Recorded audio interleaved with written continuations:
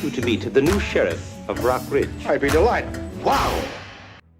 From a Western parody to a full-scale Hollywood mutiny, this movie didn't test limits, it erased them. This is the 20 shocking facts you haven't seen before about the movie Blazing Saddles from 1974.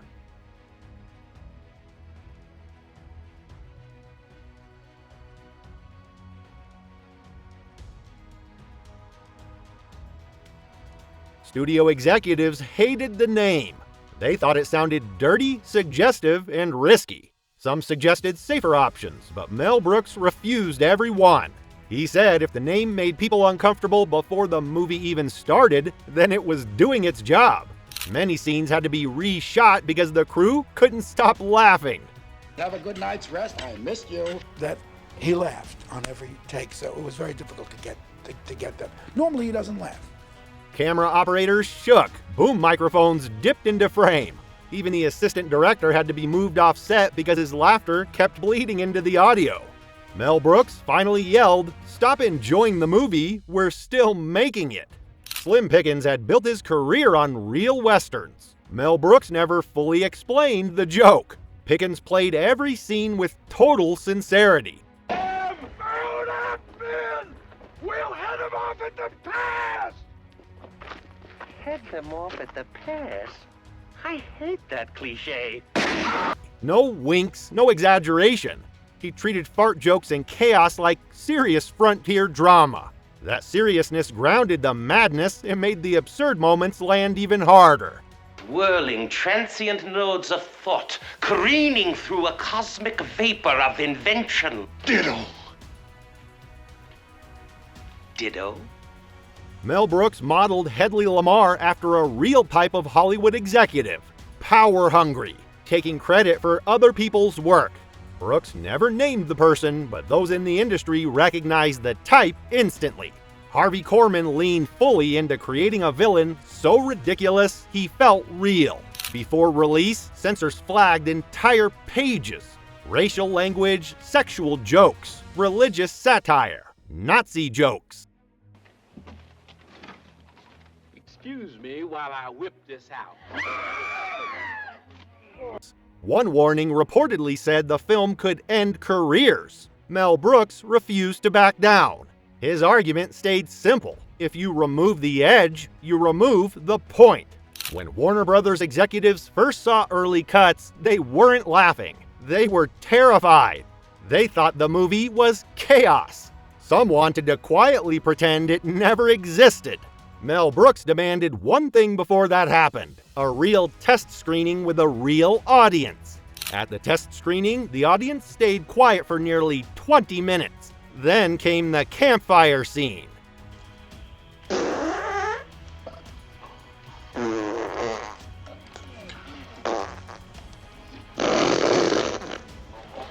One sound, then another, then laughter exploded.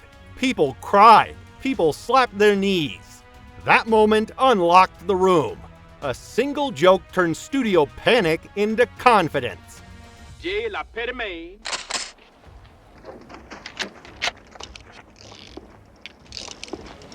I hereby assume the duties of the office of sheriff in and for the township of Rockridge. Clavon Little made history as one of the first black leads in a major Hollywood comedy. During filming, he received hate mail and threats. Some people couldn't separate satire from reality. Little never brought that pain onto the set. He stayed calm, confident, and sharp, turning his performance into something quietly fearless. Mel Brooks brought Richard Pryor in to help write the script. Pryor sharpened the jokes instead of softening them. Brooks wanted Pryor to star as the sheriff. The studio refused, fearing controversy. Clavon Little took the role, but Pryor's voice remained everywhere. In the rhythm, the danger, and the discomfort the movie creates on purpose.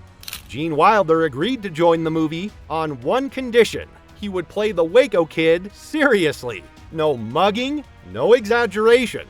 Mel Brooks agreed immediately. That choice became the movie's secret weapon. Wilder's quiet, broken calm made every joke around him sharper and funnier.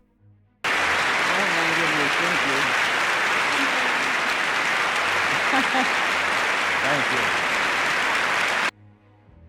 The role of the Waco Kid was originally played by Gig Young, but on the very first day of filming, things fell apart.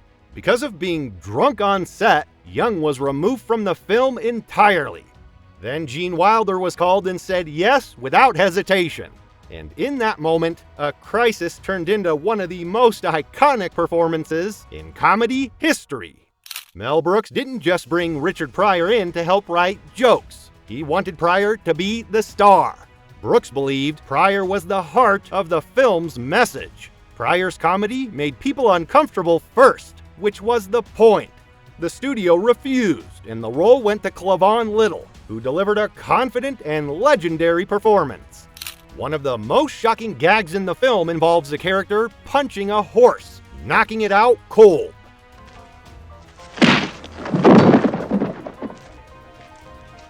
Audiences often assume it's fake. It wasn't. The moment was carefully staged with a trained horse and a professional stunt performer. The horse dropped on cue, and the shot was completed in a single take. Once that horse went down, viewers understood that anything could happen next. One of the film's slapstick explosions almost went wrong. A dynamite charge was rigged to explode after actors cleared the blast zone. On the day of filming, the charge detonated early. The entire set froze. After that incident, Mel Brooks tightened safety rules. Still, he kept the shot in the movie. The danger added to the chaos. When Warner Brothers executives watched the final cut, one moment stood out. The ending. Characters break the fourth wall, leave the movie, wander into other sets, then drive away in a limo.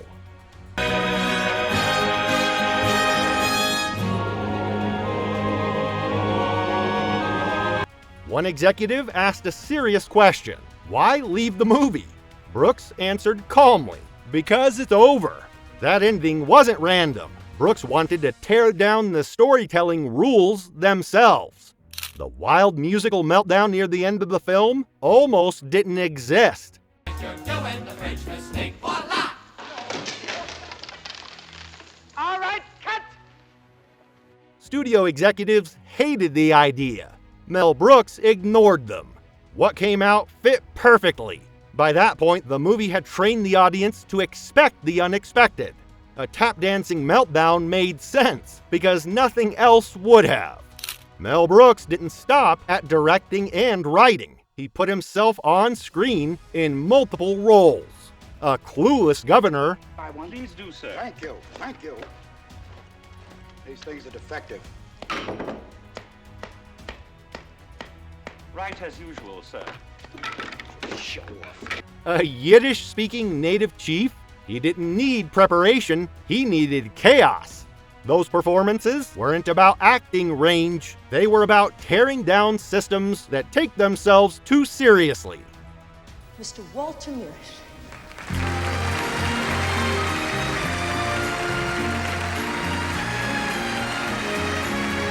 Blazing Saddles was a massive hit. Audiences loved it. Critics praised it. The film received nominations and won nothing.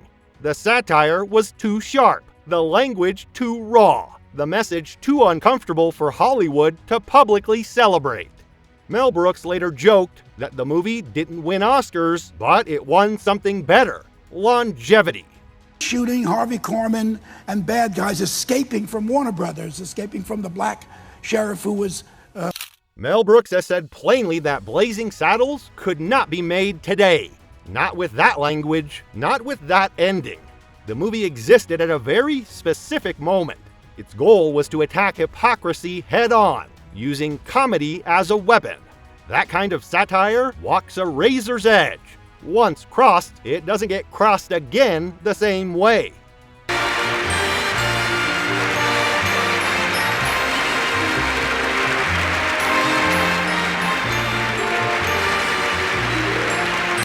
Mel Brooks offered John Wayne a cameo in the film's chaotic finale.